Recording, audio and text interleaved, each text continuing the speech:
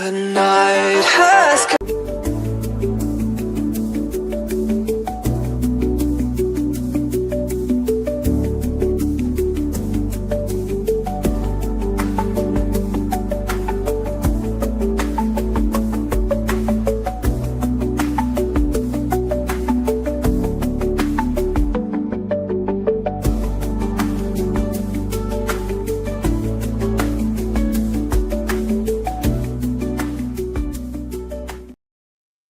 Hi, everybody. Welcome to the Light Gate. We're coming to you live from the beautiful city of New Orleans in the state of Louisiana at the United Public Radio Network at 107.7 FM and the UFO Paranormal Radio Network at 107.7 FM or 107.4 FM. They are on the Gulf Coast. We're on Facebook, we're on Rumble, we're on YouTube, and we are on Roku. We have a really great show tonight. First, I want to just say thank you to our sponsors for our network. Carnation, you're really great. Keep it up. We thank you. And we have somebody that we've been on their show, and I absolutely forgot until everybody reminded me about it tonight. And so I finally caught up with my memory, and I'm just going to let Preston go. Thank you, Dolly. Thank you, everyone, for joining us. Episode 138 of The Light Gate. Can you believe it? I really appreciate you guys coming to our show on this Monday evening. We love you so much. Makes our Mondays much funner. I'm scrambling right now because my computer crashed yesterday, but we got it somewhat working. So fingers crossed, things will be fine for the show. But yeah, I am your host, Preston Dennett, and my lovely co-host is, of course, Dolly Safran, fully conscious lifetime contactee, subject to my book, Symmetry. So let's see. Before we get to our guest, I just want to say a quick hello to all you folks, because as I say each Monday, it's because of you we do this show. So thank you very much for being here, and let's see who we got. We have SNX Radio. Very cool. Jehan is excellent. We have Michael Kennedy, and we got Teresa Levine. We have Scarlet Fire. And Nick as well. Our regular Rocco. Hello, Rocco. Glad you could join us. I love seeing these familiar names, you guys. Hello, Olivia. Blessings to you as well. Johnny J from Knoxville, Tennessee. Awesome. Beautiful up there. Yes. Okay. And the Owl Man. Hey, Owl Man. Good to see you. And we have the lovely Namaste. Thank you so much, Namaste. I don't know how you do it, but we are endlessly grateful. Thank you so much. You're like the most generous person I've ever met. So thank you. And Sunny Burnett. Wow. Amazing. You guys, Sunny. We truly appreciate your support. It helps us quite a bit. So it does. Thank you. Thank you. Thank you. And another regular, Louise. We love you, Louise. Bellion Light Gators. Okay. Let's see who else we got. Little Dove. And Z Sun Dragon. Hello. And, yeah, lots of familiar names today. Catmaster Trash. Hello. And our guest is also in chat. He does the Boundless Authenticity podcast, in case you guys don't know. Right. So we'll say hello to you in a second, Jehan. But thanks for being in chat. That's awesome.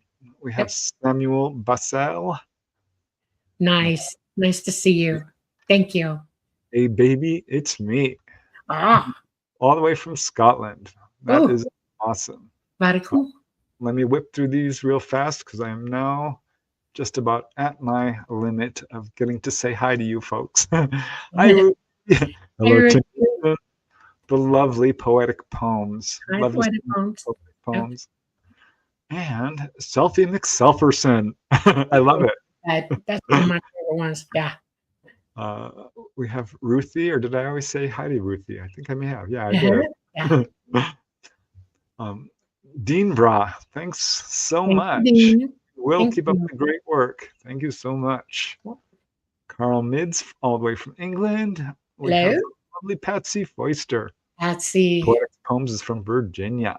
Very cool. And I think we're pretty much caught up for now. If I missed your name, I'm so sorry. You can slap me with the wet noodle at the end of the show. Bambi Dudley, chilly Philly here. Oh, it's going to be a cold winter, isn't Oh it? yeah, I know. It's We're going looking down bad. to 24 tonight. I'm not happy about it. What are you going Not at to all. do? Okay, well, I guess it's time to introduce our esteemed guest. Let me just put on the little ticker tape there. And let's see who we have here. I'm going to read his bio. This guy is really interesting, and it was such a joy to be on his show. Jehan Settaur is certified hypnotherapist and a former musician who helps people to break free from subconscious self-sabotage. So important. With skills in additional healing modalities like CBT, NLP, mindfulness, and nutrition, he guides clients to heal deep emotional blocks and live with true authenticity. He's also the host of Boundless Authenticity, the podcast that dives into raw, unfiltered conversations about healing, consciousness, and the hidden truths mainstream culture avoids. And he has a Facebook group by the same name, Boundless Authenticity Podcast, dedicated to sharing love, truth, and wisdom on these subjects. He actually has a little book called the Dream Chaser Workbook, which you can download for free if you visit his Facebook page. So please do that. This is very cool. His YouTube channel is amazing. Check that out. The links are in the show notes. And he writes there, what if everything you've been told about healing, consciousness, and reality is only half the story? Boundless Authenticity is more than a podcast. It's a raw, unfiltered journey into the hidden truths the mainstream avoids. Each episode unlocks powerful insights from radical thinkers, spiritual pioneers, and fearless healers who challenge the status quo and awaken what's dormant within you. If you've ever felt like there's more beneath the surface, there is. And this is where you'll find it. And I love this part. One of his favorite quotes is, life is a great work of art, and we don't realize that the reason we never see the full detail is because we are the medium used to create it. So very cool, Jehan. I love that. Let's bring you up into the stage. Hello, Jehan. Hello there. How are you doing? I'm doing good. Surprisingly, I'm not frying in the heat. It's been a really weird season so far. Normally it's like 87 degrees, but it's actually kind of chilly tonight. Yeah, Wow. winter is coming. Yeah. You realize that because of the South Atlantic anomaly, that's where our new South Pole is going to go when the poles finish changing. And we have it's called the Beaufort Gyre in North America, up near Canada, just above, and it's shut down about a year and a half ago. And the Atlantic is now filled with enough fresh water that it's shut down the heat machine that generates how much heat we have versus how much cold. And we're going to now start slipping rapidly into more cold than heat. Really? That's what, yes, So you absolutely. think it'll snow one day in Barbados, huh? It could. Don't knock it. I've seen snow in Miami, not kidding. Yeah. So Well, things are changing. I saw the Northern Lights here in Georgia for the first Yeah. time ever. And I lived in Chicago. We never saw them there. So, that's it's getting strange. I know. So, okay, Payson, go. I'm going to know this. all right. Jehan, as Dolly warned you before the show, how I love to start each show. So I always imagine people as little kids when I look at them as adults. I'm like, I wonder what they were like as little kids, running around, probably collecting tadpoles or climbing trees or what have you. So what was it like for you growing up, and what brought you to where you are today? Did you have unexplained experiences? It's a long pathway to being in this field. And I'm always interested to see what winding path brought people to where they are. So how did it start for you? Oh, well, you're gonna love this. I mean, when I think of my childhood, I just kind of I don't want to say that I don't have the greatest relationship to it, because I realized that it was leading up to something.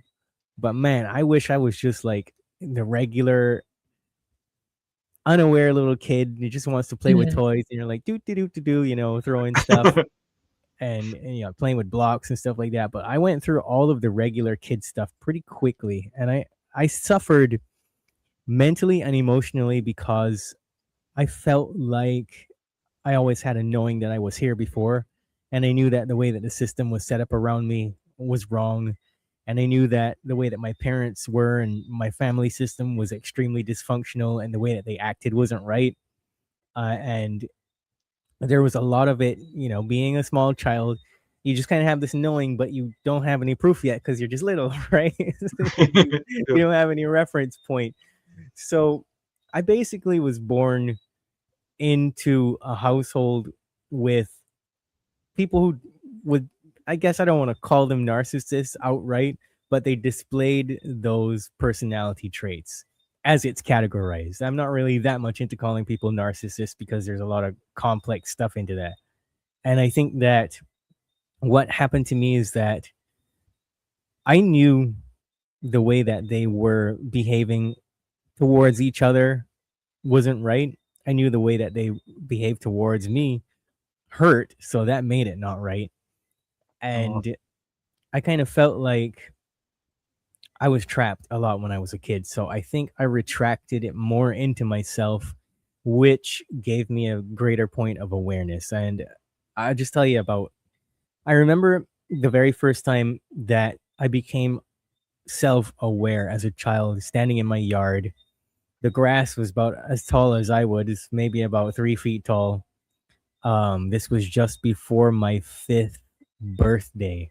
Wow. And I remember looking down at my nose because there was butterflies and stuff flying around and dragonflies and stuff. And all of a sudden there was like a feeling like somebody pushed me. But I didn't really fall forward physically. Mentally, I remember feeling myself go, whoa, even though my eyes were open. And all of a sudden I was surrounded by tons of dragonflies. The wind that was blowing previously to that, it went really still. And this in a instant, it was like something turned on. And from then, I kind of started to reject everything that my parents said was true, everything that the teachers said was true. They have a lot of conditioning here where you have to become allegiant to the flag. And I was like, no, I'm not doing that. And to hear a kid saying that kind of stuff, it scared a lot of people because they were like, oh, you need to do what you're told. Just do what everybody else is doing. And I think that set me up for even more mental suffering because I couldn't understand why all these rules and stuff that felt wrong were being pushed, And I think I had a pretty unhappy childhood. I don't think there was a lot of time, except for when I was with my grandparents, that I was actually happy. So my grandparents were the ones that gave me a lot of traditional wisdom, and I pretty much model my grandfather's behavior to a T. I even walk the way that he walks. My sense of masculinity is very much of a man that was born in 1923. A gentleman. A gentleman, but he's not afraid to pull his belt out either. He'll whip you, whether a child or adult. If you step out of line, you do something ridiculous, you better watch out.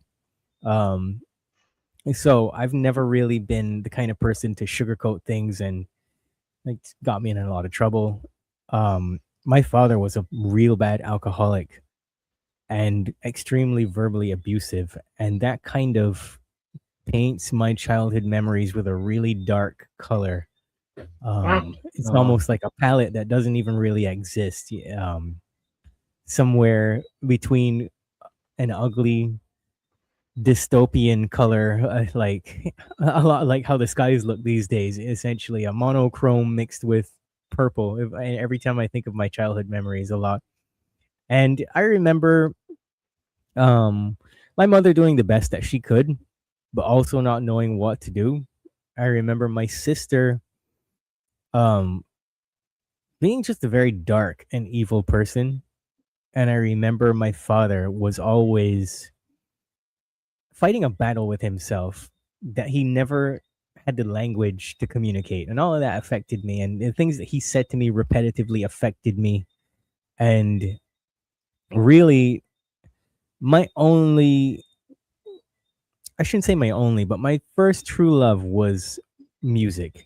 And I always wanted a drum set, and of course, my father said drums don't have a volume knob, and I said, "Yeah, no, Sherlock." And he's like, "Okay, well, you're getting a guitar," and I was like, "Okay, well, I'll do that too," because um, I always had these visions, and I remember being about almost 9 years old. Actually, it's weird because the majority of stuff that happened to me as a child that was like psychic visions or anything was always when I was about to turn a different age. It's never in the middle or right at the beginning. I don't know why that is. But I was in the back of my mom's car going home from school, and I started to fall asleep. And I had this vision of myself walking up and down on a stage holding a white, like a Les Paul guitar, and just not really knowing what that meant. And Wow. I remember how it felt. And as I'm talking to you, I can actually see that vision in my head. But as it turns out, it was the thing that I actually needed. And I just became a self-taught guitar player. I took to it like it was the easiest thing. But like this was easier than breathing for me. And it kind You of probably shocked have my parents a little bit. past life memories, probably, of doing this. Honestly, it's a skill that I came in with, and I have no idea where it's come from because I haven't had any past life recall of doing that yet. I know it'll show up somewhere at some point, but It sounds like I it. can, yeah, I can talk about some of the past life stuff that I've come across a little bit later. But music's the thing that shaped me, and it also saved me, even though it led me down a pretty dark path. Because by the time I was about uh 17, 18 years old, I'd probably experienced more heartbreak than a small child and a teenager should have. And I was trying to basically channel all of that frustration into music. And I wanted to become like the rock star. And um, I got involved in what I like to call the cult of sex, drugs, and rock and roll. And that did not lead me to a good place. It led me to hanging out with all the wrong people who then tried to set me up to Wow. get me involved in drugs so that I wouldn't take away from their spotlight. Or, you hear about, I don't know how much of this stuff you can say, but you hear about handlers and things like that all the time. And that was my real life first brush with that world of secret societies and handlers and people who just they don't like you, so they'll do anything to derail you. Wow. Trial by fire for you. Damn. Yeah. It wasn't easy, but I will never actually say that I'm ungrateful for it, because I ended up doing a lot of good with that. And so yeah, I just got into drugs and drinking in various ways. By the time I was 23, I was so burned out on people and their stuff and everything that I tried to get on an exit point, I like to say, and just get out of here. And it didn't work. And I said some very foul language, and I was like, I can't even kill myself right. And I think when I said that, I actually had a really big emotional release and a shift, that I just had an awareness that through everything, something inside of me much deeper was keeping me hanging on and keeping me just as diligent as I could in a drug addled and alcohol infused state of consciousness, to try to get somewhere with that. Wow. And anybody can call it whatever they want to call it, but I just know that there was something that was pushing me under the surface. And spirit, very simply, was just pushing me. And I remember having, on the third attempt at trying to get out of here, something like what people would call a near-death experience, except I didn't go to any white lights and there wasn't the voice of God saying, you have to go back, or anything like that stuff that you hear about. It was a murky brown room and these two beings came on either side, and it was just kind of looked like the way that my hands are doing, like jazz hands, shimmering. And there were no words. There was some type of communication. It was really short, and I came back from it. And I remember I slept for about 2 weeks. And I mean, literally 2 weeks, I did not leave my bed. Everybody was worried. Friends, everyone, they were showing up at my house and trying to talk to me. And I think a lot of people thought I was having some kind of mental breakdown or like developing bipolar or something like that, because I just wouldn't leave bed. And there was a part of me that was completely different after that experience, and it just wanted to get better. And shortly after that, a lot of different things started happening for me musically. People reached out any which way they could, from radio stations, record labels, bodybuilders. They were like, I love your music, let me send you some protein and a workout plan so you can get fit and look real good. And people sent me books. And I like to say I was born in the middle of my mother's semi-spiritual awakening, because she woke up but she never got out of bed in the end. And she had a whole bunch of books on like new age spirituality and stuff. But it wasn't until somebody gave me a copy of M. Scott Peck's The Road Less Traveled that I actually read it all the way through. And then I read People of the Lie, and I was like, wow, okay, so that's what's wrong with the people in my family unit. That's what's wrong with some of the political leaders that I saw just blatantly doing things that would destroy other people's lives and without a care, and I started to put two and two together, and I think that was the creation of a mini conspiracy theorist inside of me.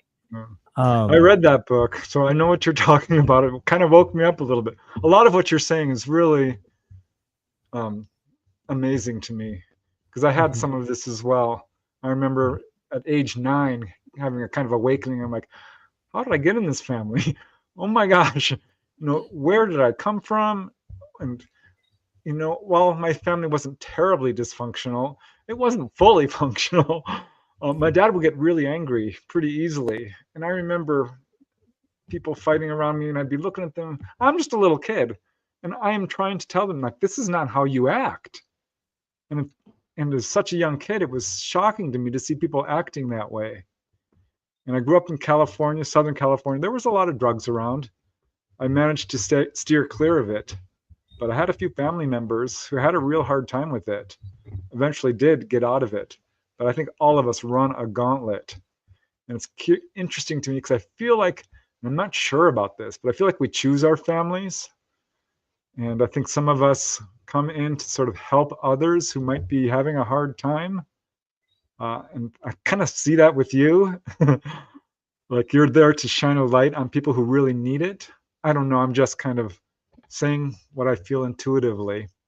But yeah, my heart goes out to you, Jehan. That's amazing that you're able to, get through that and grow to where you are today, because that makes a lot more sense for you having the boundless authenticity that you do radiate. And music absolutely saved me as well. So I got a couple of questions. Loving what you're saying. One of the things that I know is that when you wake up at the age of 5 and know that you're who you are, that you're actualized at that moment, one of the things that happens, whether you know it or not, is that you're already connected to your consciousness pretty good. Okay, it's already on board with you. You're not searching for it anymore. It's already there. It's there. Okay, that's what's connecting at that moment in your life. You are conscious. You know it. You are who you are. Boom. Okay, so intuitiveness starts to spread out as you grow. Music is one of those things that turns intuition on full blast. Okay, because music reaches that part of our ability to hear music. And I'm not talking about listen to music here. I mean, hear the music of all intelligent voices all around you. It's the full on ability to hear the life that's going on around you in the universe, and it's chatty, very chatty. And we connect to that really quickly. And one of the things that it does that I see you're talking about is the fact that you automatically dump into, wait a minute, y'all are just a little off. Something's wrong, and you walk around bewildered a lot, like, how can you be this way? And one of the things that happens to us, and we all three of us got this problem, is that you start trying to tell them, in a roundabout way, sometimes directly, indirectly, you could do this a different way, or how come you're acting that way? Or, it causes direct confrontational moments in our lives with family, serious confrontations, because you're the one who's considered divergent when you're not. You are not, they are. You're fine, okay? And this is the way society planned this, no kidding, where the aspect of the political stuff that started going on, they started messing with everybody's heads immediately in the 50s and 60s, and it's just gotten worse ever since. And to hear and see through that, horrible conditioning, I'm going to use that word, conditioning of humanity, and to stand there going, wait a minute, no, stop it. This is unacceptable. And I find it interesting because you've gone, and then you were attacked literally by the things that can hurt you the most, by drugs, by alcohol, okay? That was a deliberate act upon society, on people who they don't want to be turning that ability on. Most alcoholics will tell you, I'm very psychic. I hear everything. I'm emotional. I'm sensitive.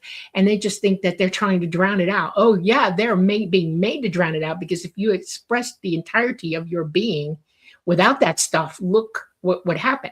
Okay. And they didn't want you to be that way. They didn't want you to be a truth teller. They didn't want you to be signaling to everybody, we need to think of something else, because your consciousness is capable of sending it out to the masses. We're capable of broadcasting to one another in great volume. Okay. And if there are enough of us together doing that one thing, right, everybody hears it, and it starts to help turn or wake people up or make them realize this is not the way it's supposed to go. The work that you're doing now, I want to know how you got into that. What put you into that, literally? Okay, so let me answer that question, but let me tack on a little bit onto what you were just saying about the music. So Okay. everybody talks about, and I'm guilty of it, I use that language too, because this is how people are conditioned to think that there's a difference between subconscious and conscious, but there really is none. Right. I always say it's like 99.9999999% of you, and that little small percentage is the part of you that's able to be conscious. But there's people that sit around in labs all the time just trying to figure out, how do I target their limbic system so that they do all the bad stuff? Exactly. Right? Yes, I agree 100%. Yep. And anything can be used and abused. But music unlocked and strengthened that part of myself, that because when you're playing an instrument like the guitar, it's totally counter to everything. Not like piano where it's all pushing and you're using both hands to do this same movement. And on guitar, you have to concentrate a lot more to get that into your system so that it's automatic. And through that process, then everything that's under the surface just starts coming out, or like psychic impulses. Me, I'm primarily auditory. I had to teach myself how to be visual. Yeah. Because people would be talking about some of the most grotesque things, and I'd be there like deadpan, like, and like, because I have no ability to visualize those things. I had none at that time. So I would just hear things, and I did not share those things. I grew into that and kept that to myself. And so it became a superpower, so to speak, that I learned to silently and secretly harness, that then led me to the next chapter. And to add to that as well, that wasn't my first near-death experience. I was a sick child too. I had a lot of asthma issues and stuff, which went away magically once I changed a lot of things about what was going on inside of me.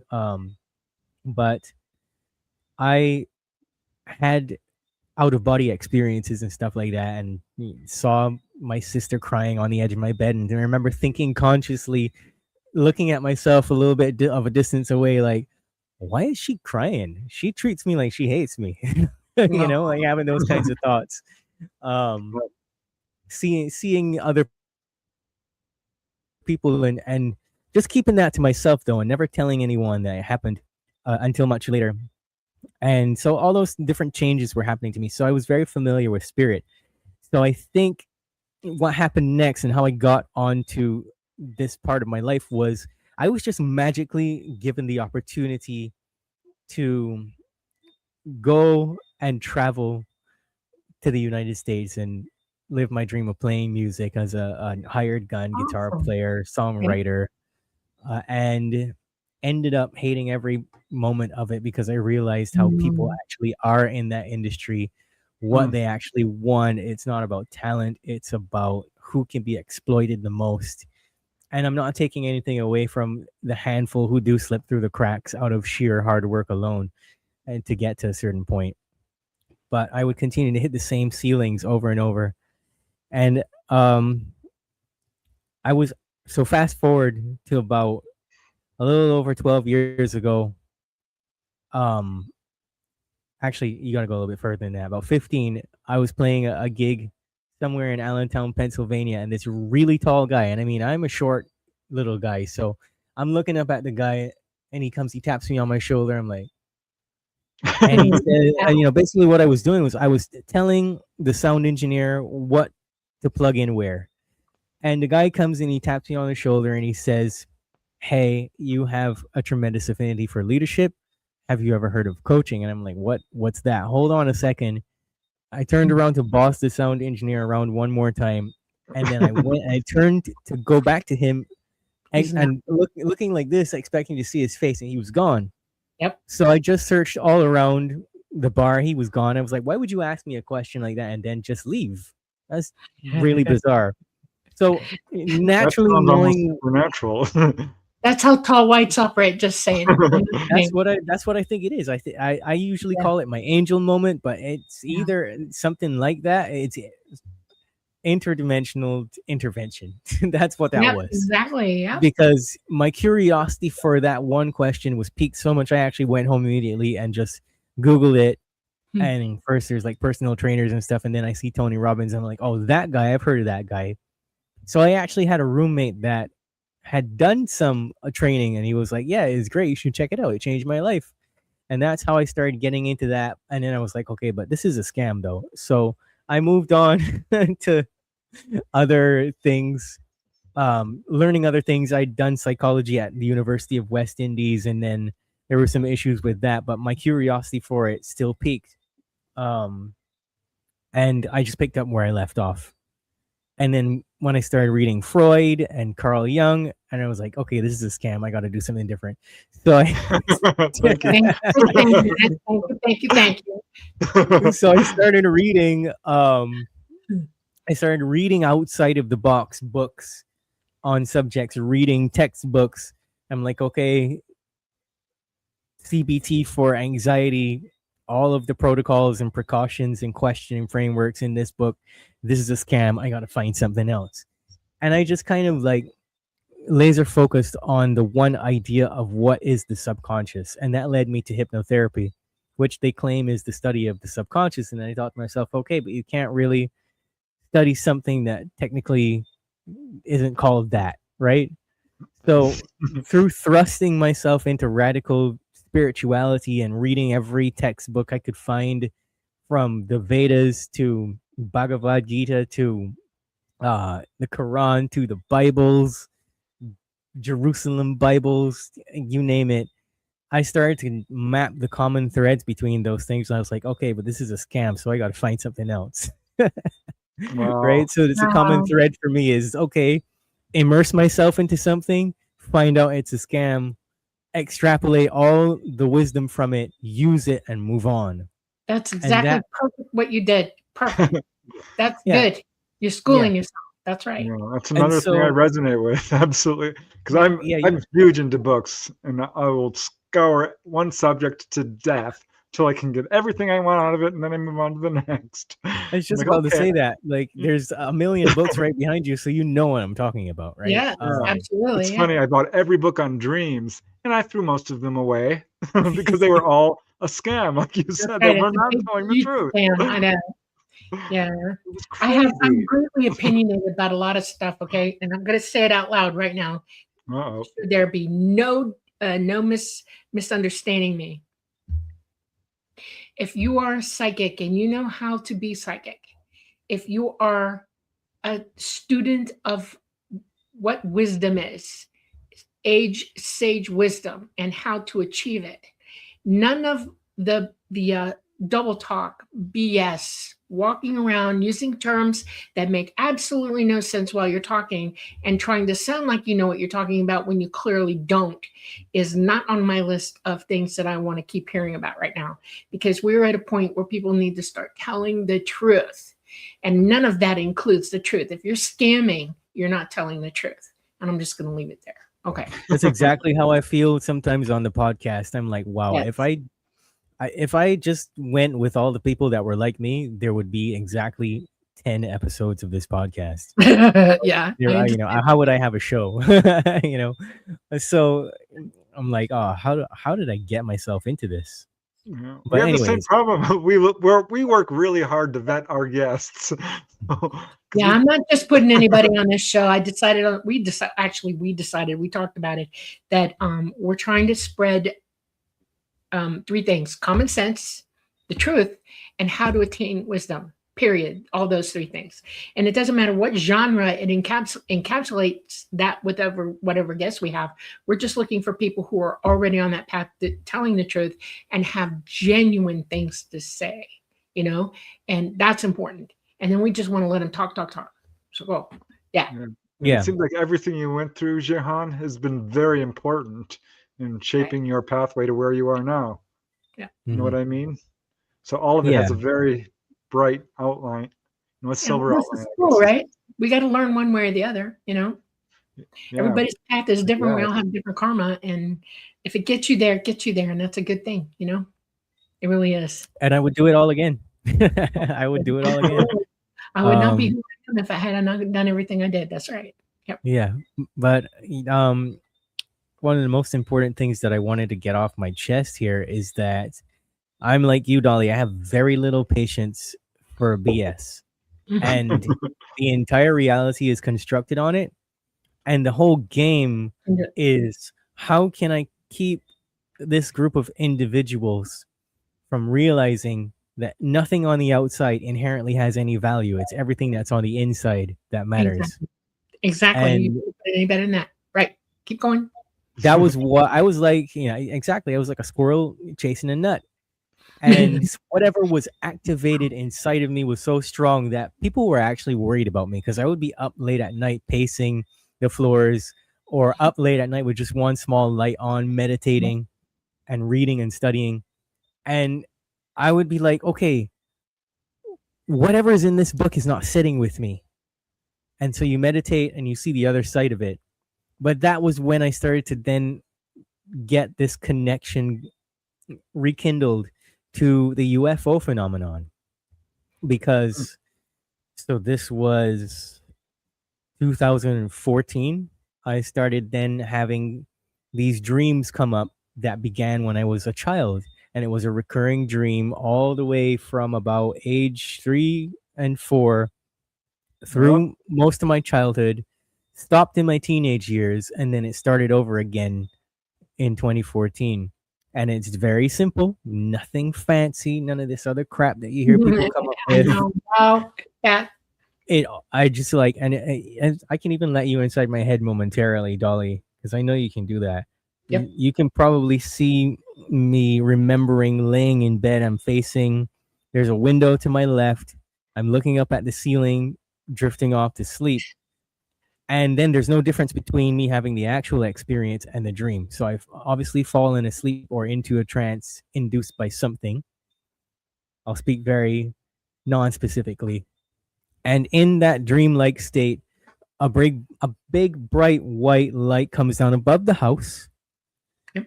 And then you can see my patio as it was at the time, these old black and white terrazzo tiles and a black railing are going around to a short staircase.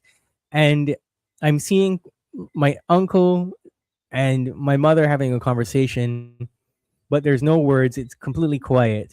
And then this light also encompasses them. They have no knowledge of it. And all of a sudden, I'm inside of something. I am not going to label it as anything. And there is a reassuring feeling over the left shoulder as I'm looking out at the earth, which is not flat, by the way, in this dream. It's round. And it's just this strong reassurance of what I'm not sure. I've never been able to pinpoint through any regression if they're saying everything is going to be all right, or if you're one of us, or nothing along those lines. It's very non-specific. I can give you words. And so that's where it just repeats over and over and over without any ending to it. And it comes back in 2014 along with visions of that period that you can't talk about, where people wore diapers on their faces and things like that. I know. Where I was actually seeing that happening and wondering, why are people inside of their houses? Why is there military on the street? Things like that. And there were crafts in the sky, but they didn't look like the stereotypical ships either. They were all spiral objects moving. They're all back engineered stuff. It's not ET right now, not at all. They left a couple of years ago, and anything you see in the sky now is definitely from here, you know. And they're coming. Yeah, that's definite contact for sure. Yeah. Well, you want the words? Do you want the words that you heard? I can give you. Drop them on me. Child, loved one, we are you. You are us. We are all one. We love you very much, and you are safe with us always. That's what you heard. That's what they would have told you. They could have just said that. All right. We don't always use words. That makes sense. Words are loose nets to capture actual meaning. Right. Mm-hmm. Yeah, and it wouldn't have been actually a voiced sentence to you. It would have been in your head, you know, and you would have been looking dead in their eyes when they said it to you. You know, they had an actual connection with you. Yeah. That's interesting. So yeah, and I know that I've had past lives on other planets as well. So oh yeah, definitely. Yeah. We get around, don't we? We absolutely get around. I have memories of things that I cannot explain here at all. Right? It doesn't fit, not in the least little way. And I've always been fascinated with dragons my entire life. Okay. And I know I've lived somewhere else where there were those big boys flying around. Okay. Yeah. And they weren't exactly horrible. Okay. And they got along with all of us. We had some sort of symbiotic relationship going on together. Okay. And the dragons that they draw here or you know, create here and stuff don't even come close to what they look like, you know? Yeah, dragons was a big theme for me at one point, and somebody actually gave me this. Look at that. Yep. And it used to have a big cross hanging from it. I don't know why, but it was like a real big one. But this protected me from being hit by something when I was out at a concert with a whole bunch of people. And I actually felt the wave of energy hit, but it hit, absorbed into the cross, and the cross fell off. Wow. And I looked around for it and I couldn't find it anywhere, but I kept this as a reminder. Wow. But I went through a phase. Yeah, I went through a phase where everything was like dragon related, and this one has a sword or something on it. Yes. And it's just all this different stuff. Yep. There's something to that. My sister-in-law used to draw dragons. She's very close to me. She does the artwork for my books. She drew dragons as a little girl, and they put her in the corner and basically ostracized her in school because of this. One of my favorite OBEs I ever had. I ran into my backyard and I saw what I thought was a UFO coming down out of this cloud. And it wasn't a UFO, it was a dragon. Landed next to me. It was my dragon. I was able to climb on top of it and ride it off into the wild blue. It's so cool. There's something really powerful about dragons. I see this coming up with people who are deeply spiritual. They have this weird dragon connection. My Akashic book is a blue sapphire on the cover. It's a large, oblong, blue sapphire, and the back of it though has a big blue dragon on it. Not it's sort of like a little less than sky blue. It's lighter than that. It appeared there one day when I was a teenager, and I was like, "How the heck?" And my onboard mama said that belonged to you at one point. That was yours. That was your buddy. And I was like, okay. And I thought about it, what she meant about it, and I realized that I really did live on that other world, and I really did have a buddy, and that was my dragon. Okay, we worked together, and This is so interesting. I know. It's funny because when I was a teenager, I started really getting deeply into spirituality. And as a little kid, I would climb up to the top of the pine tree behind our house, which was 100 feet high. And I'd stay up there for an hour or two, and people started to get worried. I don't even remember some of this. They said, I came down, and they're like, what are you doing? I said, I'm listening to the wind. I'm learning from the wind. I don't remember saying that, but that's what they told me I said. But my dad at one point is like, what is wrong with you? I should have taken you to church, because he didn't. They never took me to church. They rebelled against it. They thought it was a scam. Ultimately, they took my 3 older brothers, but us 3 younger ones never went to church. But yeah, when I started talking about OBEs and UFOs and life after death and past lives, he thought I'd lost my mind. Half my family did. They seriously questioned if I was still sane. And I was looking at them like, you guys are the ones who are not clicking to it. You'll see. This is important. It's exactly what you're saying, Jehan. It's the inside that counts. And when you see people who have, prejudices and stuff like this because of the color of their skin or the shape of their body or what have you, it blew my mind. I could not believe it when I became an adult and walked out into the world and saw this. I'm like, oh my God, I had no idea. I was that naive. I thought people told the truth. I was wrong. No, another version of it. Okay, so I have a pointed question to ask you. What made you decide? Because this is a big one for me, where you're concerned. Okay, because the number one thing that I complain about most about how it is to work with people, okay, and try to teach them what they need to know. Tell them the truth about things, and the greatest enemy of that. And I'm going to use the word rightly, enemy of that is self-sabotage. People self-sabotage almost on a minute-to-minute basis. And it's a big deal. And it's hard to, it's not hard. I keep saying that. I've learned to stop thinking that way because it doesn't help anybody. One of the things that we all need to accomplish is the cessation of self-sabotaging ourselves. And the only thing that I can equate with that when I think about it is the fact that the human brain itself, our physical mind, is a habitual thinker. Everything with us is habit. Everything, breathing is a habit, looking is a habit, thinking is a habit. This brain has to have habitual thinking for it to operate properly, okay? It's like your car has habitual habits in its programming, so that it turns on when that happens. And, you can hurt it by putting the wrong gas or the wrong fuel or the wrong oil in it, right? And we're very much the same way. This is our car. And if we habitually do the wrong thing for ourselves, we're self-sabotaging. So I'm curious, when did you arc into that? How did that hit you? Because I realized that my entire life was just me operating off of other people's ideas and habits. And I was like, I can't go on and get much further if I continue to repeat the same stuff that everybody else is repeating, because look at what we're all creating. Absolute garbage. Yep. And it was a hard road. But during that same period of time where I was just meditating nonstop, it changes you. There isn't enough dialogue on the internet about how much it changes you and how it actually changes you, because if you said that, you'd get banned immediately. Yes. But it does something to your brain, and the key is in your brain. I said it a little while ago. The limbic system is the key to bypassing self-sabotaging behaviors. And what happened to me was very interesting, was that as the wavelength that I was on increased, notice I didn't use the F word. Notice I didn't use the V word.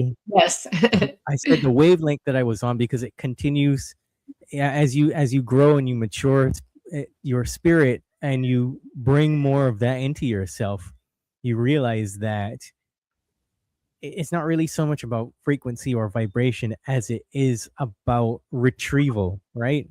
Yes. And then you can, it just makes things happen to your body and your brain that you can very easily bypass things that you couldn't before. And a Right. lot of it, though, to reclaim that was like, okay, I'd be meditating one morning and they were like, hey, you got to stop smoking weed, dude. And I'd be like, are you kidding? Because every time I got to a certain point in, like, let me say, going through the layers or the levels, Right. I would hit a ceiling. And then something just said to me, stop smoking weed. And I'm like, all right, well, I guess it was time anyway.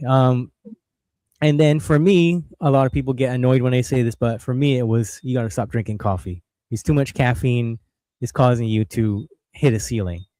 Yeah. So, then it became about realizing, okay, I got to do all this stuff before I have caffeine for the day in order to get there, or I had to Yeah. go for extended periods of time where there was no caffeine in my tissue. You know that actually plays Right? into things. People who wake up and drink coffee the minute they get up is not good. You have to wait at least an hour or 2 hours after you wake up before you put Mhm. coffee in your mouth, because it's interfering with a chemical process in your mind that you need to have, because it'll bond to receptors. And what happens is they're going, and then without the caffeine effect, all those systems with all of those chemicals will go Mhm. boom, and you crash.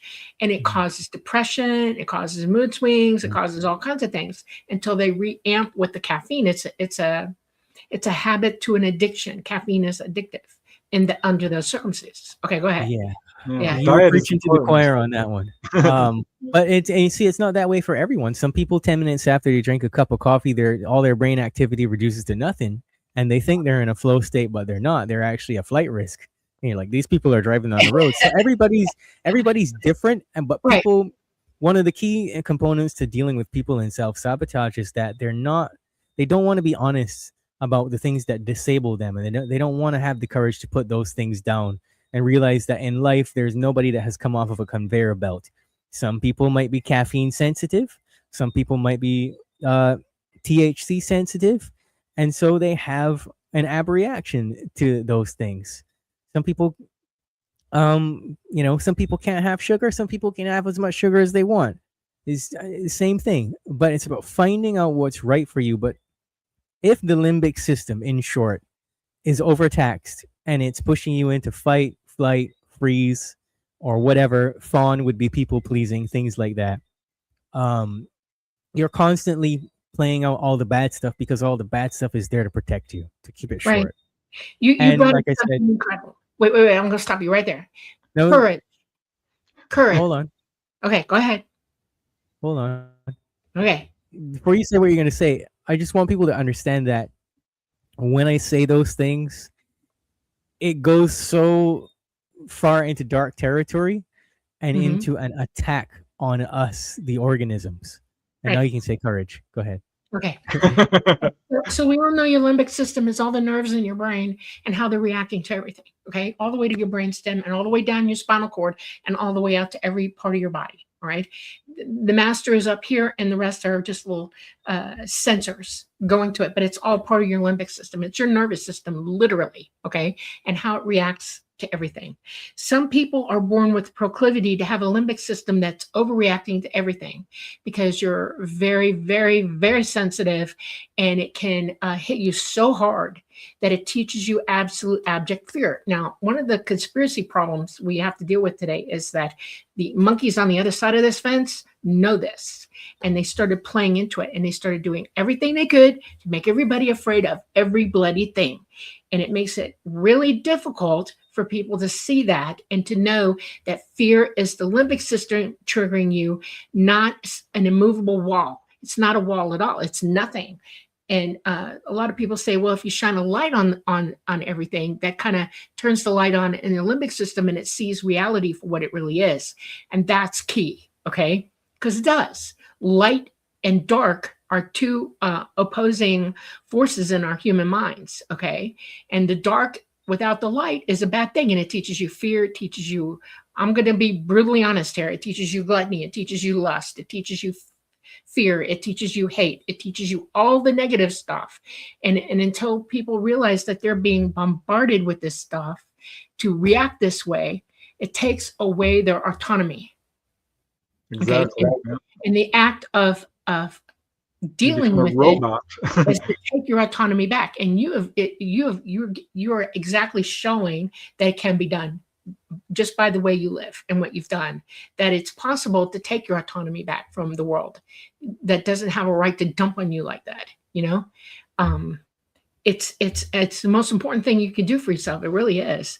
And, people say, well, I don't know how to not be afraid. And I say, well, it's real easy. Quit being afraid. Quit watching the shows that scare the boom, boom, boom out of you, Quit going to places where people shout and yell and scream at you and throw knives at you. Stop it. Start hanging around with the right people and gain knowledge. It's funny because I, as a young man, was pretty scared. And I started getting really tired of it. So that's one of the driving forces that made me, look towards spirituality to find, what is going on in this world.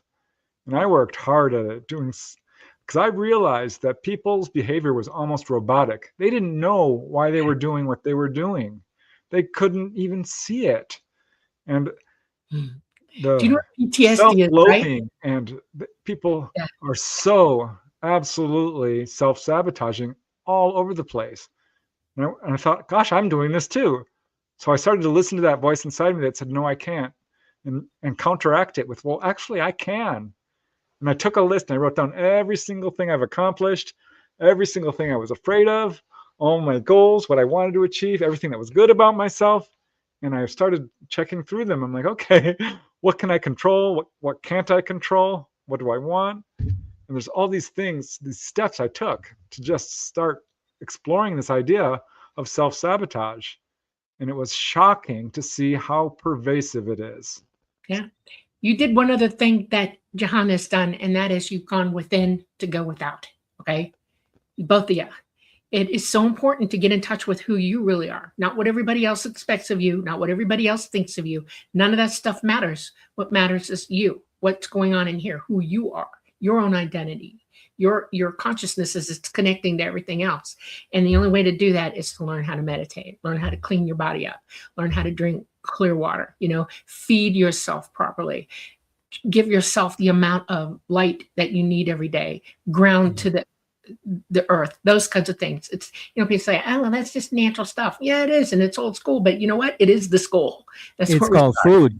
That's what it's called. That's right. Food.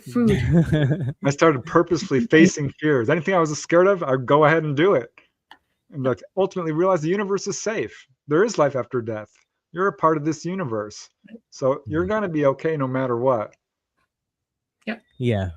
So to say what Dolly said in much more technical terms, I want everyone to have the answers, the exact answers, because that's how you've learned through traditional schooling. You have to have the answers that the teacher put on the chalkboard, right?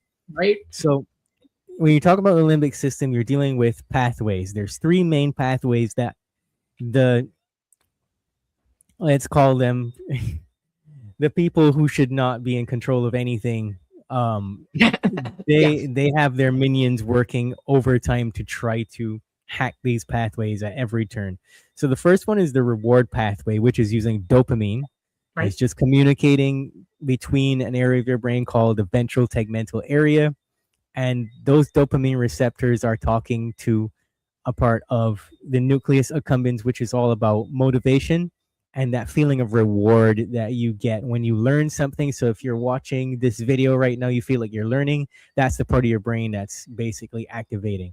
But the same thing that activates there is sugar, alcohol, caffeine, pornography, shopping, whatever your thing is. And so you're just dealing with the production of endogenous opioid peptides in your brain.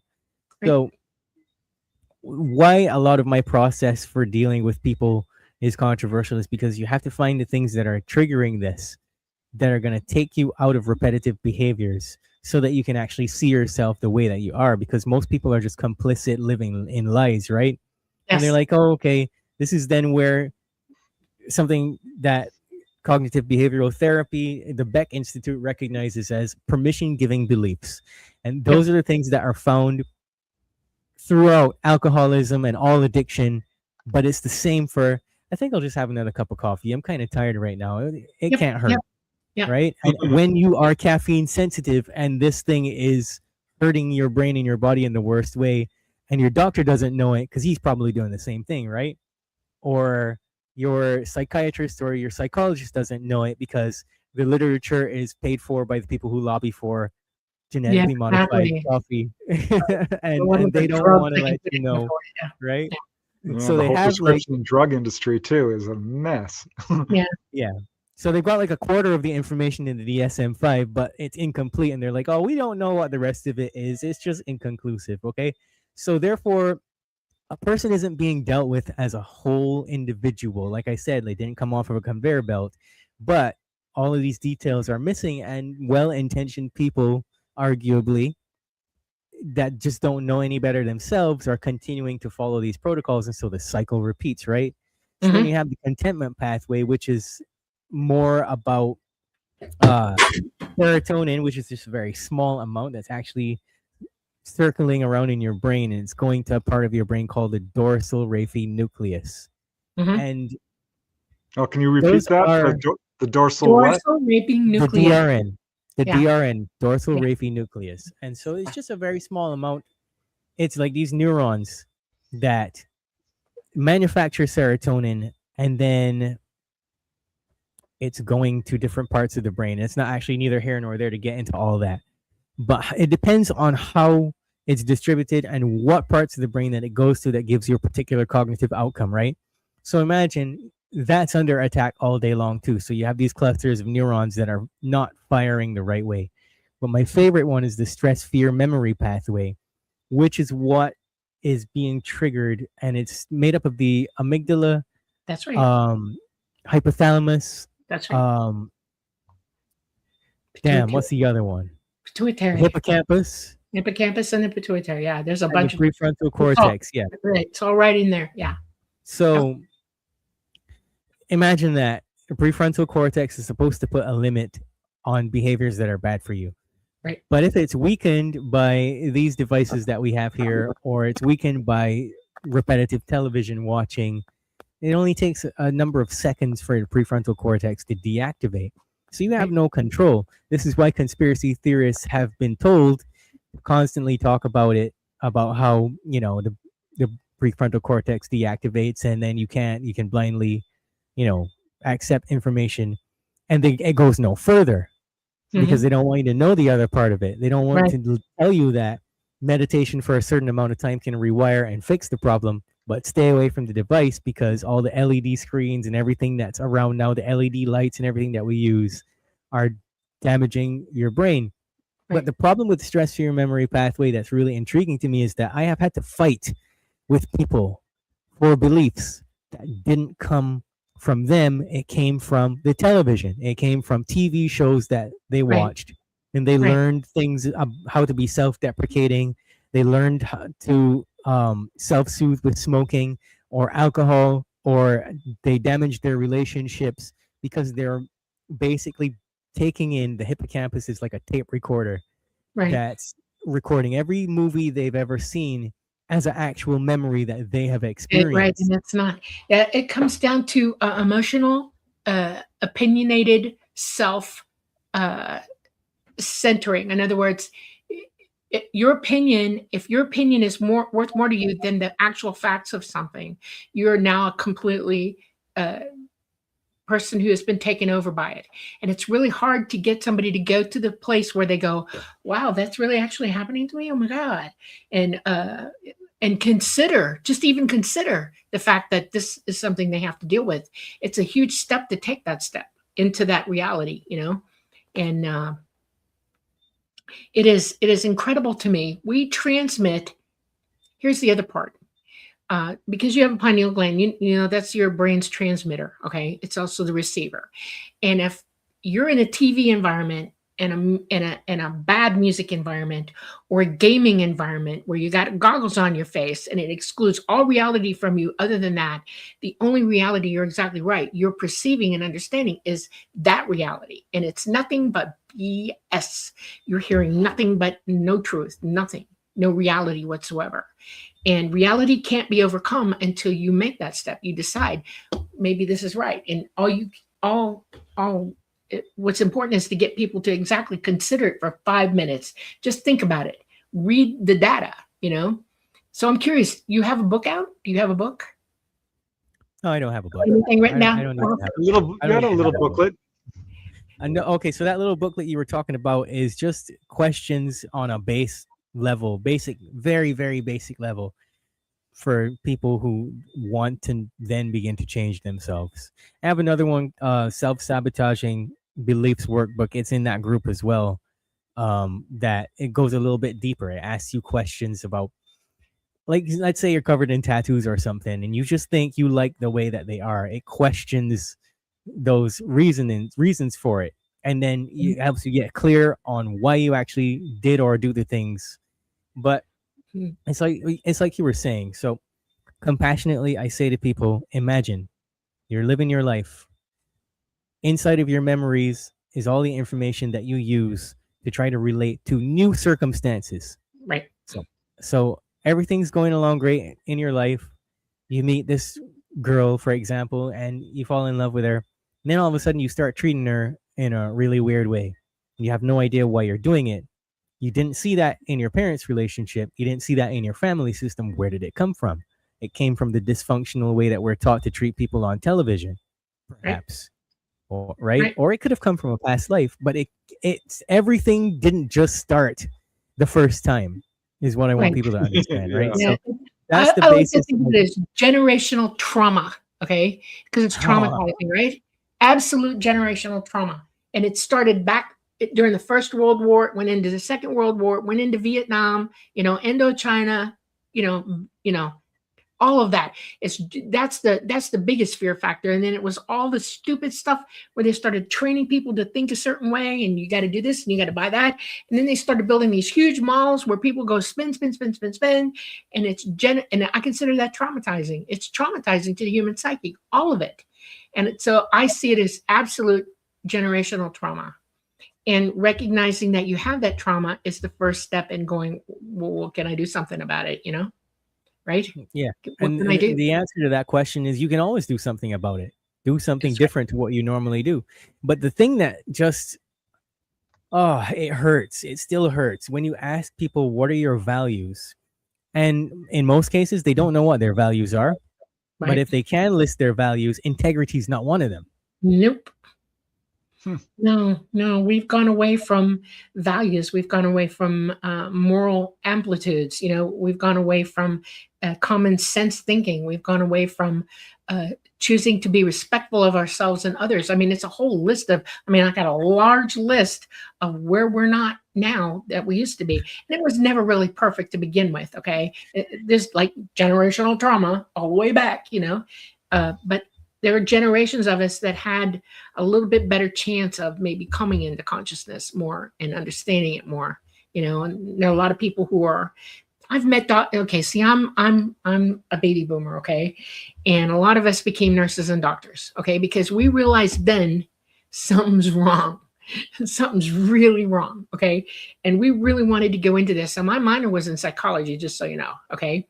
And I would counsel people all the time as a nurse and try to help them understand that this is something that you need to consider. Your perspective is the most important place to start with anything. Where you're at right now, how you're seeing things is your perspective. You can't go back to what your perspective was 10 years from now because it's already gone. You can't go back to that. It's gone. You are the sum total of your parts right now, and you take the first step forward in it. And I keep trying to like give them little things to do. I just talked to somebody not too long ago, this huge drug addict, and he's wanting to quit and all this stuff, and he's just out of his mind about it. And I'm like, well, the only thing I can tell you is to do it from where I'm listening to you is, as a nurse, I can tell you the steps you take to physically get over it, but you got a long road after that, And one of those long roads is you got to give up everybody who does drugs or alcohol around you. You have to just let it go. Tell them you love them, but go away from me. I need to heal. And that's the word I like to use. If you're going to try to get off stuff, you're not detoxing, you're healing. We have to learn how to use the right terminology on each other now, because the terminology that they're throwing out in public is so wrong. It's made to say it that way to mislead your brain into thinking something else. We have to learn the terminology of reality. That's that's why I want you to write a book. It takes a lot of self-work. I think people don't even know why they quickly start overeating or run to the bottle or over-exercise or over-tan themselves. I call it tanorexia. People just are out of control and they don't even see why they're behaving the way they're behaving. Right. I always tell people you have to pay as much attention to what's going on inside your head as to what's going on around you. And overcoming addiction is ultimately a choice. People want a pill, or to be handed the answer. You have to do the work. My friend died of alcoholism, and I finally just asked him once, if you ask me for help, I will give it to you. He wouldn't. He wanted to drink. He didn't want to be an alcoholic, but I don't know. Alcoholism was a tough thing. I've had 2 people very close to me die of it. So I kind of feel like what you're doing, Jehan, is so important, because there's so many people out there who are looking for answers, trying to find a way out of this. But ultimately, I think each person has to look within and do the work and figure out why they're behaving the way they're behaving. Mm-hmm. And so much of it is just so difficult. Like the food stuff is so difficult for people. But it's about radical honesty again. It's like you're driving past the McDonald's and you know that there's a craving for it. Just don't go.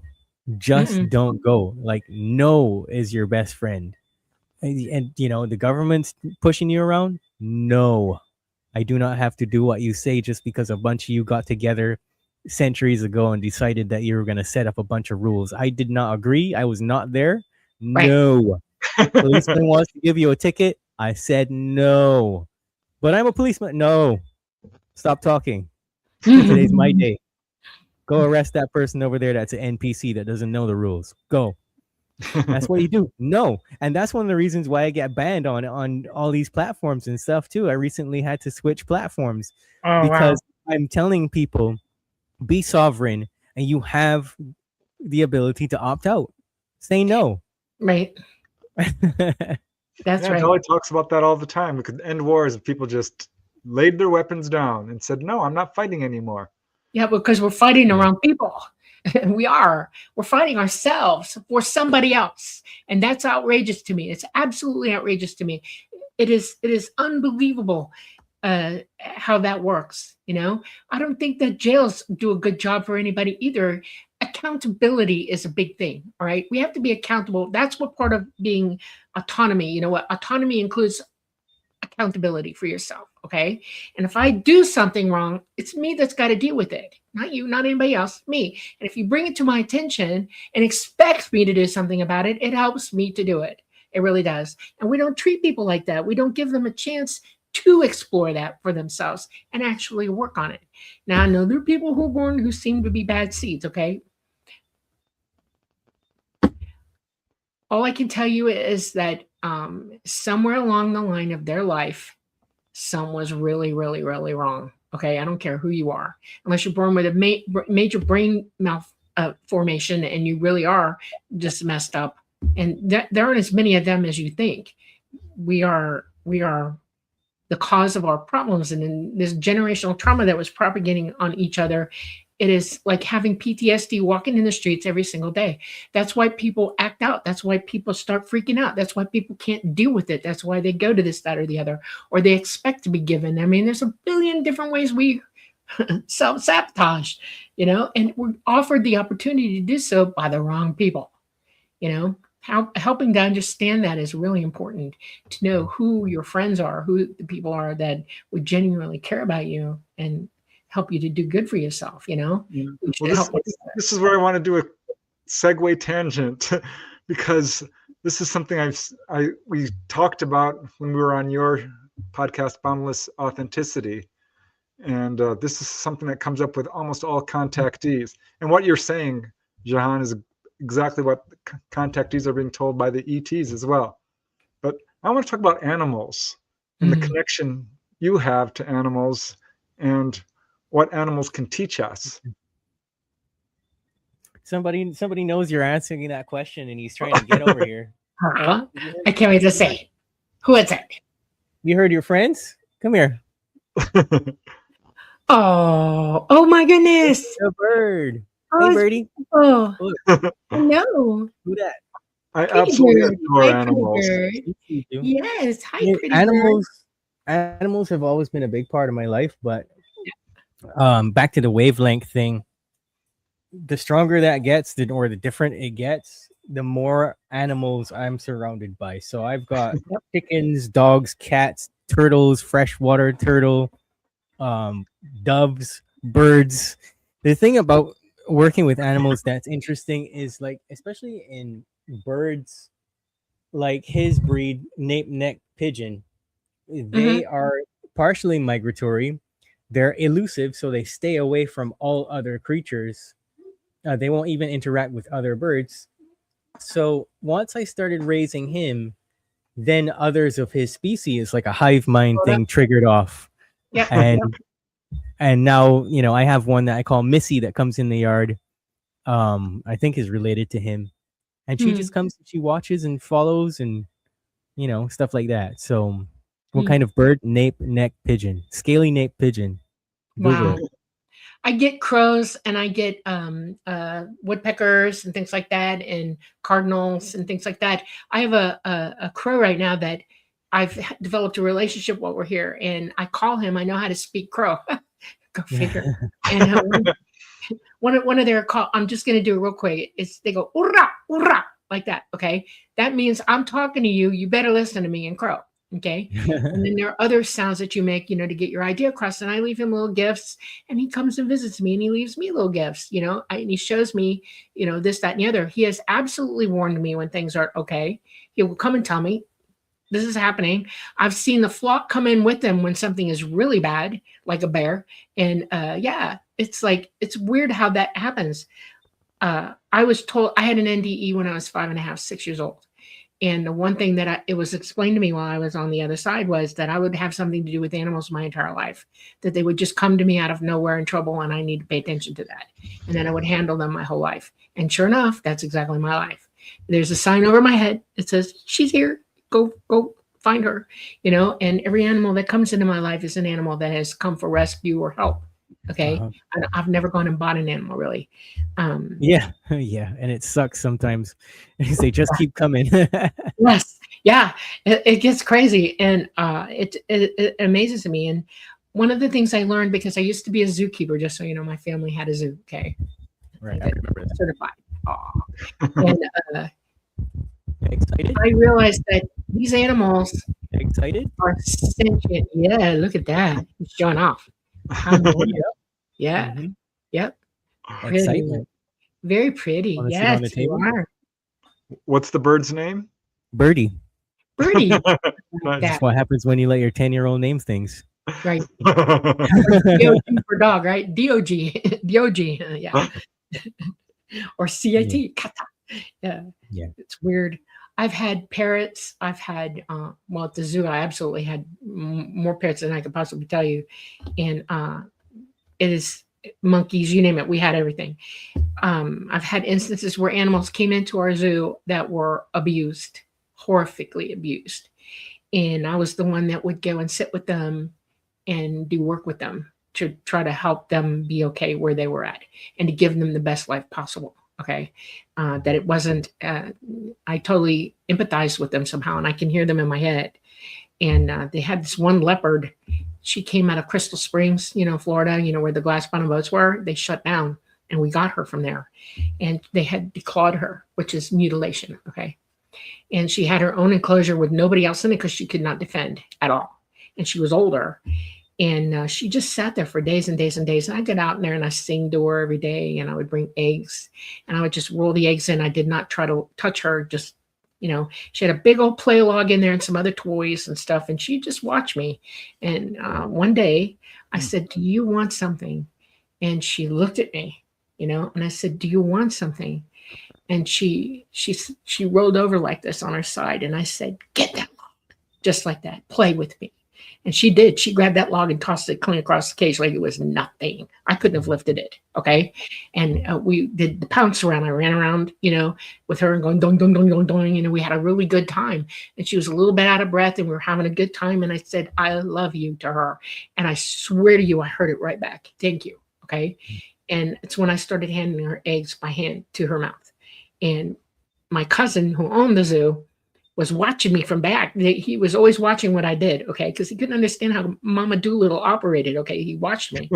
And he said, "That was dangerous." And I said, "No, it wasn't. She was never going to hurt me." And he said, "How do you know?" And I said, "Because she took the egg out of my hand without growling, right? No malice, no ears back, nothing." And he said, "No, she didn't." I said, "She never will now, never." They had a Berber lion there. His name was Arjuna. He was a goof, okay? He was one of the last living Berber lions on the planet in captivity. And they were trying to breed him to get some more babies going. It never happened. He never bred, okay? It's like he just knew, and it was like, "No, we're done. Y'all effed with us." No, Yeah.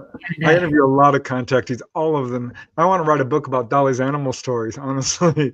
Yeah. But all of them have these incredible experiences with animals. I've had some very cool ones myself. So I was not at all surprised, Jehan, to know that you've got this close connection because I think they have so much to teach us, and they're very healing as well. They bring them to convicts to help them rehabilitate. They bring dogs into hospitals to help them rehabilitate. There was an out-of-body experience I read about, I think it was from Marilyn Hughes, where they were trying to lift people up from a lower realm. And these were not good people. And they would put a baby rabbit, and this one earthbound soul was absolutely transformed by his love for this baby rabbit, was able to see the light, literally, and go up. You realize that one of our jobs here is caretaker, right? Mm-hmm. That they're not here for us. We're here for them. They're part of our ecosystem. We should be coexisting. I love the animals. There's so much to teach us. Yeah. One of the saddest things that ever happened, I had a ringneck parakeet named Blue. Oh. And so I'd never really had any experience with them before. This was about 4 years ago. Mm-hmm. She had a hurt wing. She falls into the yard and she's looking for something to eat. She's eating some berries out of the tree and stuff like that. So I come out, I bring a piece of a banana, I put it on the wall. She sees me, and it's like when somebody looks at you and they're like, hey, you, come here. Yep. She jumps onto the wall, scuttles across the fence, and has like a big smile on her face. I don't know how you could smile with a beak, but she figured out how to do it. and she's like, "Hey, come here. And she gets down and she eats the banana and she inches close to me. And I'm like, "What's your name? What's going on?" Mm-hmm. And I just heard in my head Blue, and I'm like, "You got to be shitting me, right? Like you couldn't come up with anything better than that." And she just kind of like made a cackling noise and ate the banana. And I was like, "What is happening here?" So I went back inside. I came back. She's waiting on the fence for me. So I tried to catch her, and she's like, "Okay, maybe that's a little bit too much, buddy." She flew, crashed into one of the bushes. I grabbed her and put her in a cage. And I was like, "Okay, we're just going to hang out for a while and you can eat some good food and stuff until your wing heals." Well, her wing never healed. Mm-hmm. And she stayed. Oh. And a year ago, I was trying to find a friend for her. So I got this bird from this guy, but the bird was sick. The bird had some kind of a disease. Gave it to Blue. Within a few days, Blue was dead. Oh, but I'm so sorry. Blue is the first animal that taught me how to communicate telepathically with animals. Yep. She started sending, like, I would be, because I do like push-ups and stuff outside on the step and things like that. And she would try she would try to say the word baby. Mm-hmm. Wherever she was before, I think maybe somebody owned her, and she learned how to just go like, "Beep, beep, beep, beep, beep." So she would call me over. She'd like, baby, baby, baby, and get my attention. And when I got her attention, she would look at me. And the expression she did was so funny. It'll be like, and Yep. when she did that, she'd rub her belly against the fence for me to pet her. But she started sending me communications, and I started actually like not hearing words or anything at first, but like somebody was just like in the side of my head. So Yeah. I started learning to pay attention to that. And I would go right up to her and I would look at her and like, okay, well, tell me.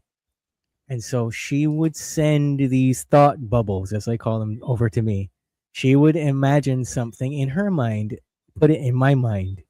And I figured out how to do it back to her. So I would imagine a thought and then see that thought expanding into a bubble around my head about this big. And then I would imagine moving that bubble over onto her head, and she would understand what I said. Exactly. Right? Yeah. So I That started is doing so that with my cool. chickens.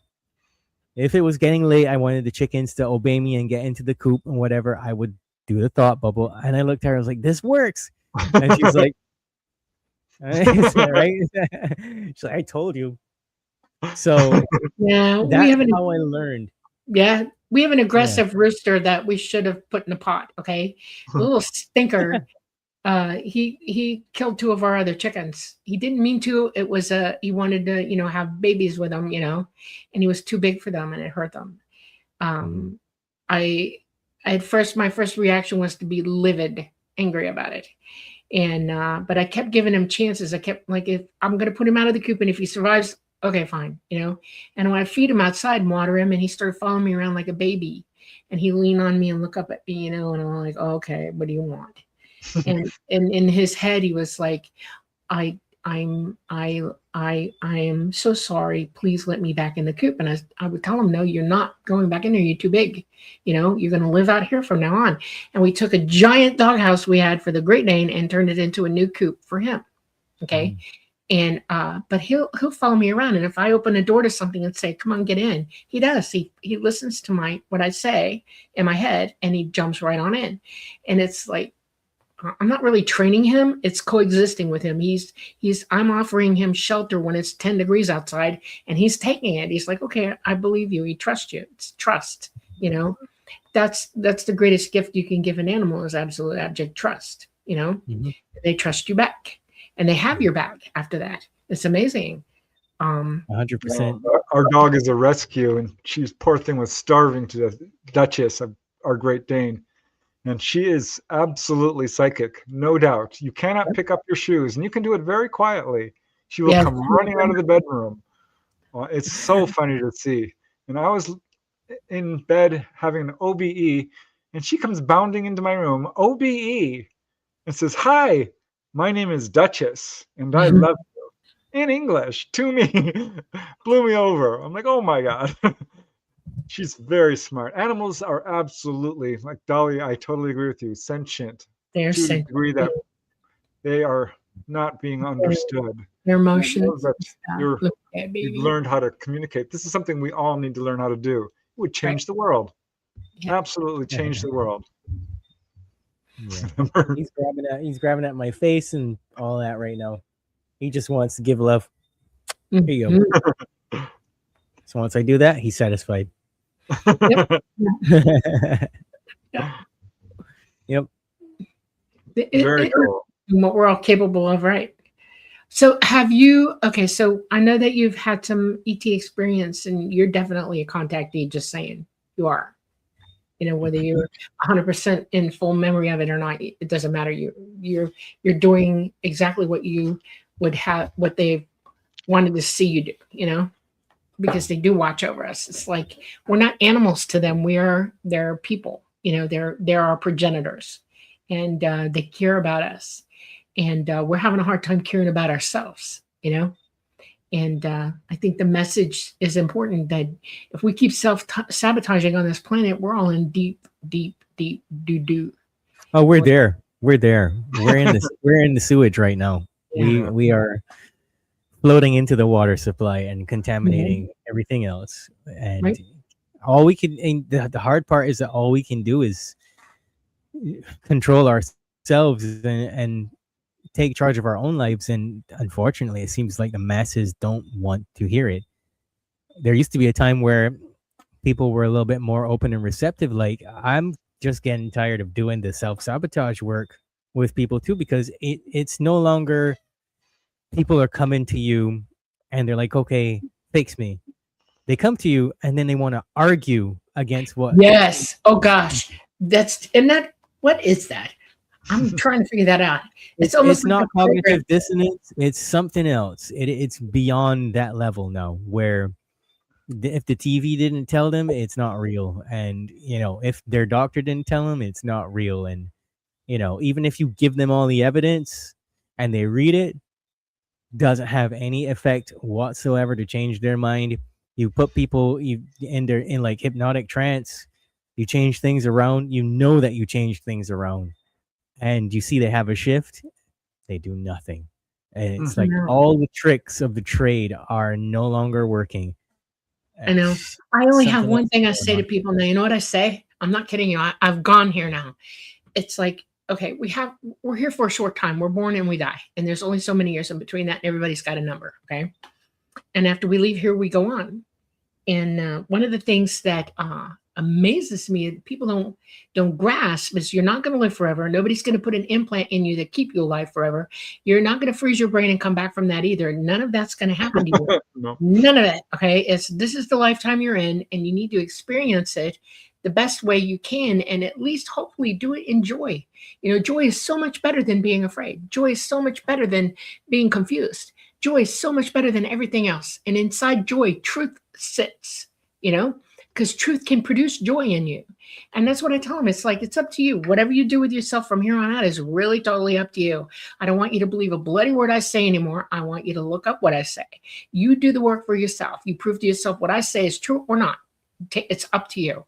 And I just leave it at that, because we're all here. We're all going to do this one way or the other, and nothing else. I'm not responsible. It's not my circus and not my monkeys.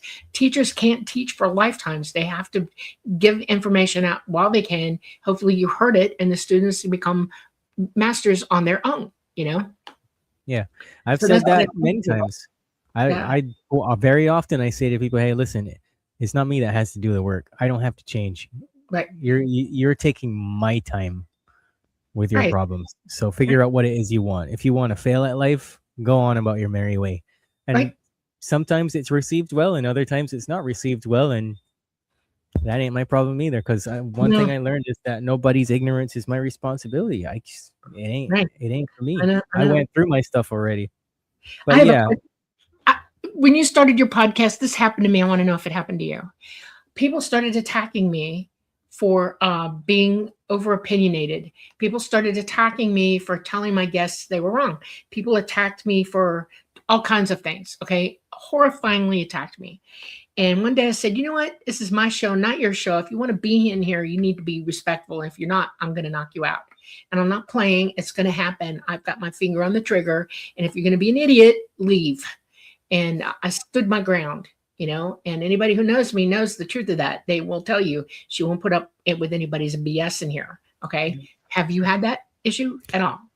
Very minimally at the beginning. So early 2022, late 2021, early 2022, people were like, oh, well, I don't agree with this guest, or I don't agree with that thing. I said, I don't care if you agree with me or not. It's not, it ain't up to me. Listen, if you got a problem with what's going on here, Joe Rogan is an option.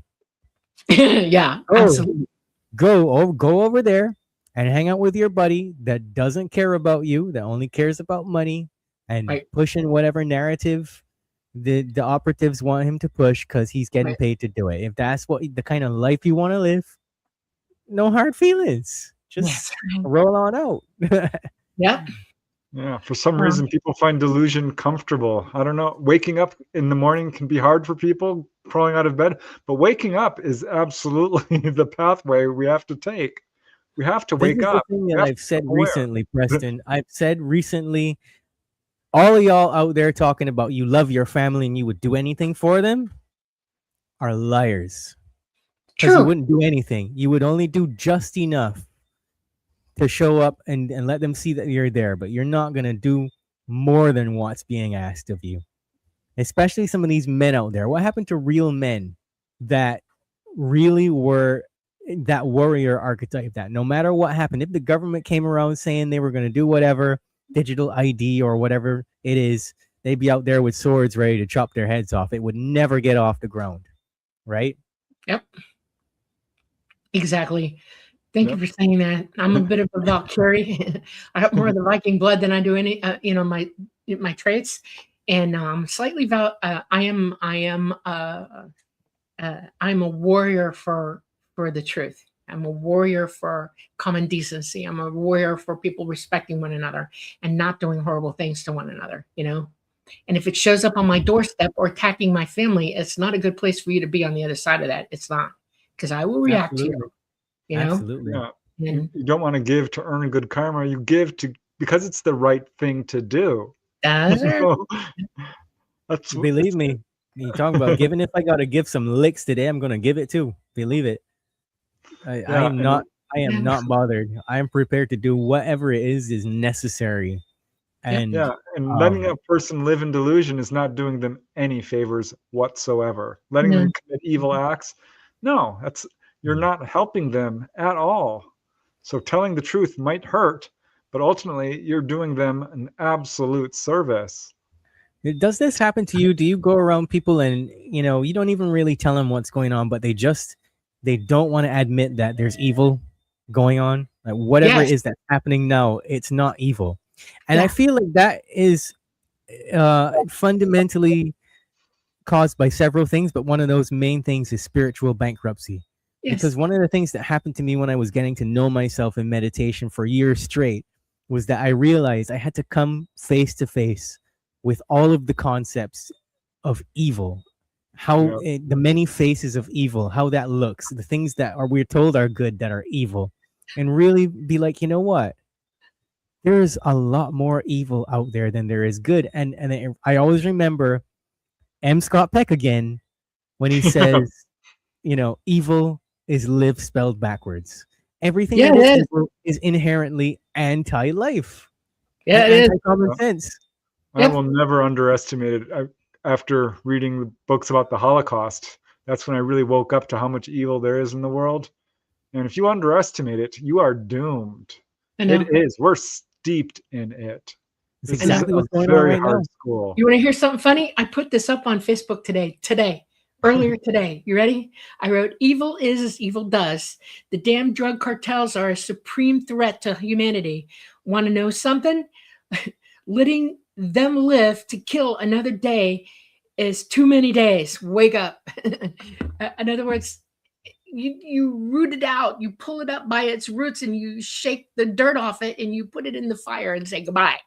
Get out of here.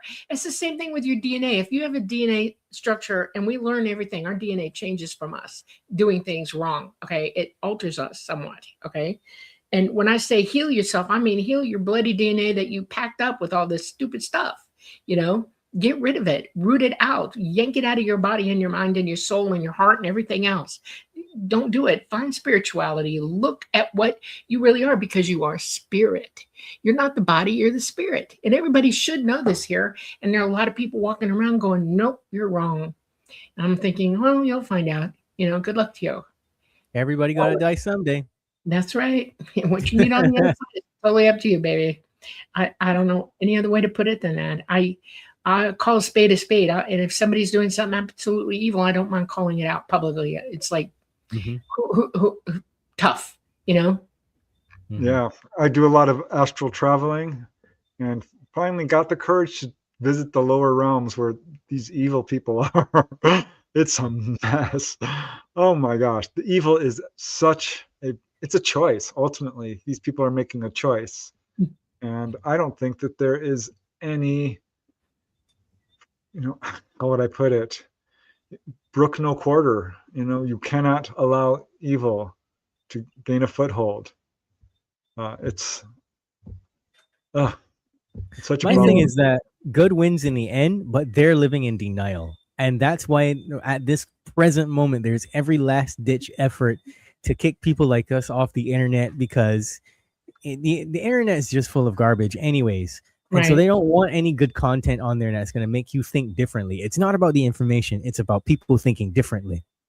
Right. That's the issue. And I feel like the amount of delusion that they have to maintain is so emotionally and physically taxing. That's why you're seeing all these celebrities in Hollywood are like looking different and stuff like that, because evil's catching up with them. This is why so many politicians and stuff in especially like European countries, the UK and stuff like that, they just, when they talk, they just look like you can see lights flashing in their eyes, like there's something inside of them, like I don't know if I want to say the D word, I don't know if I want to say demons, but there's something otherworldly that's overtaken these people that keeps them running, because hardly any of them really sleep that much.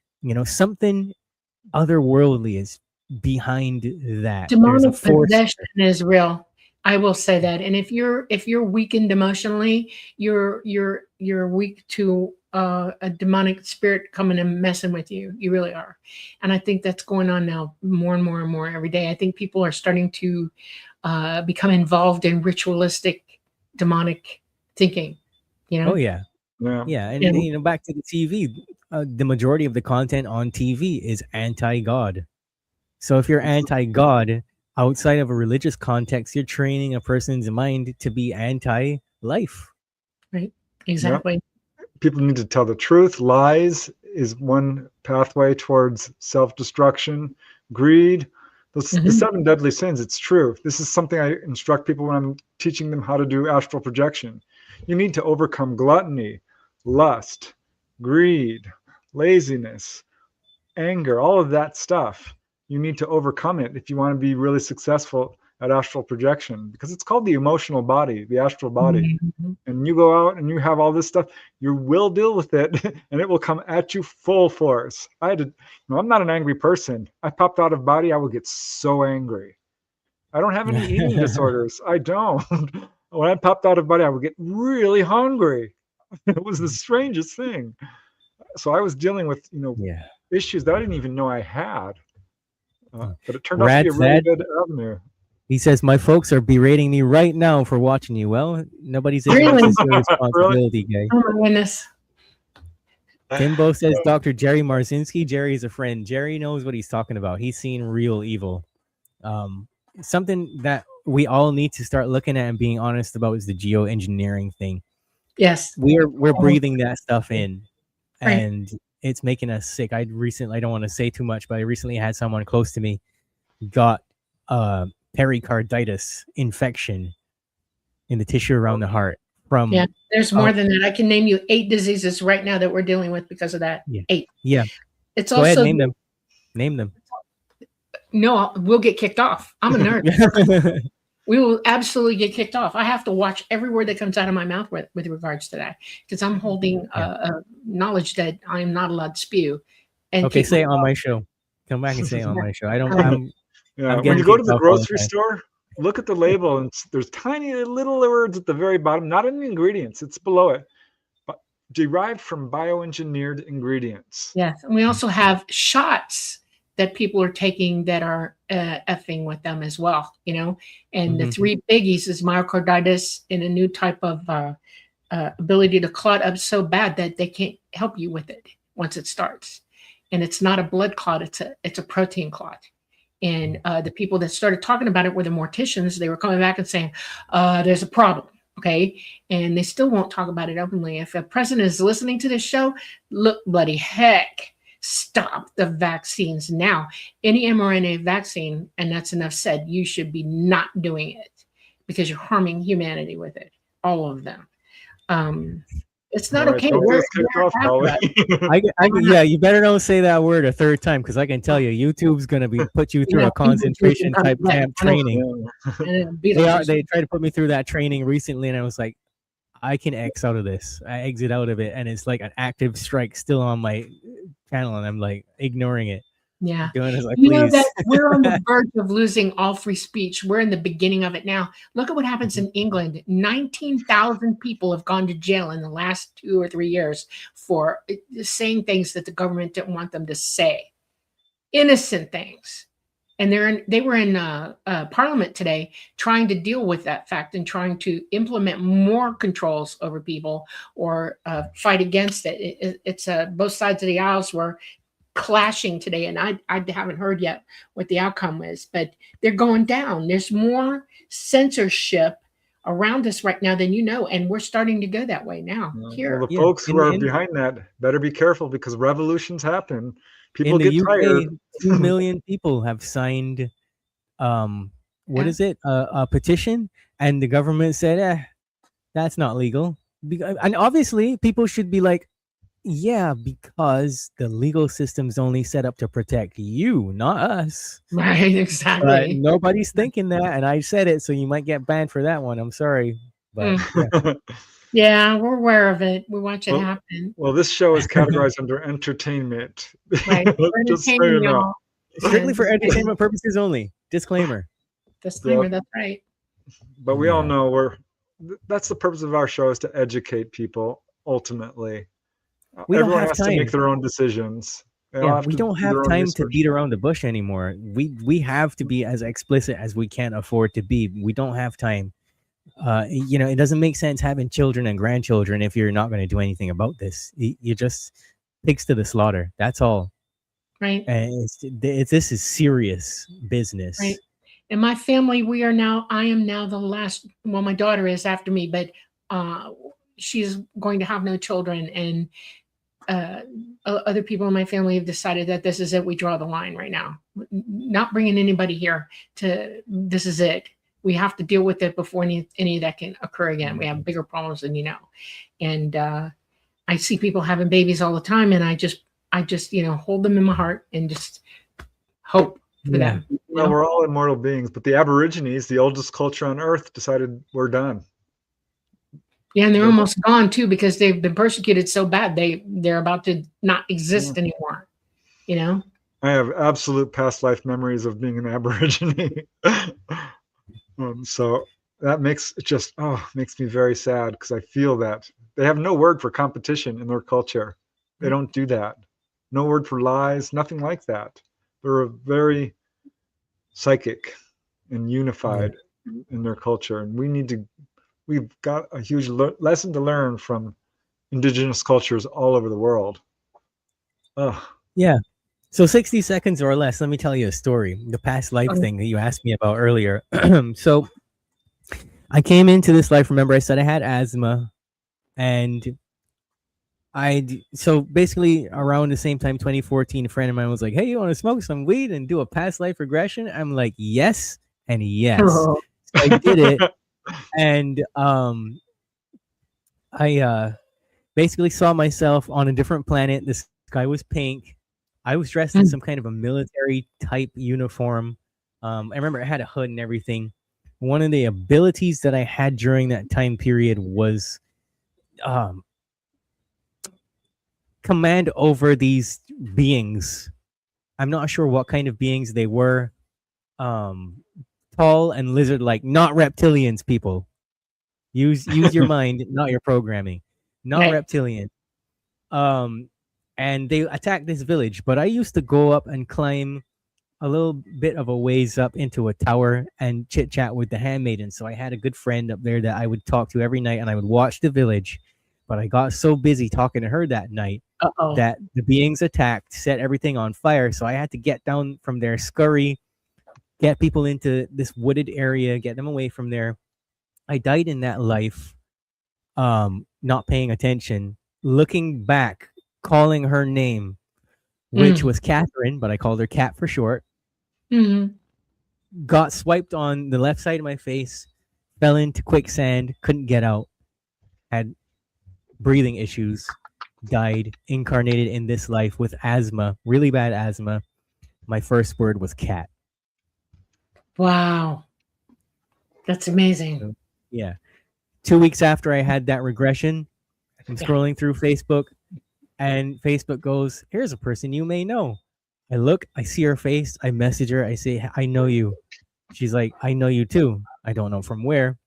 We spent the entire night until like 3:30 in the morning talking, and she remembered that life. Oh my goodness. Wow. She was significantly younger than I was at the time. probably like 8 years younger. That's amazing. Yeah. So Very past cool. lives do affect anybody that doesn't believe it. That's a real life story. It does affect who you are in this lifetime, probably more than you know.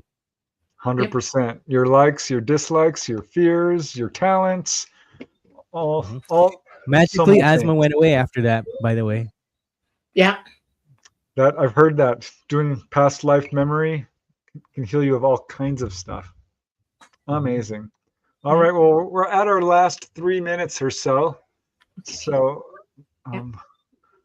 let me see. Let's just give you a chance to, I guess, promote your Whoa, you jumped me there, buddy. YouTube channel, your YouTube channel. podcast. So yeah, tell us about the Boundless Authenticity podcast.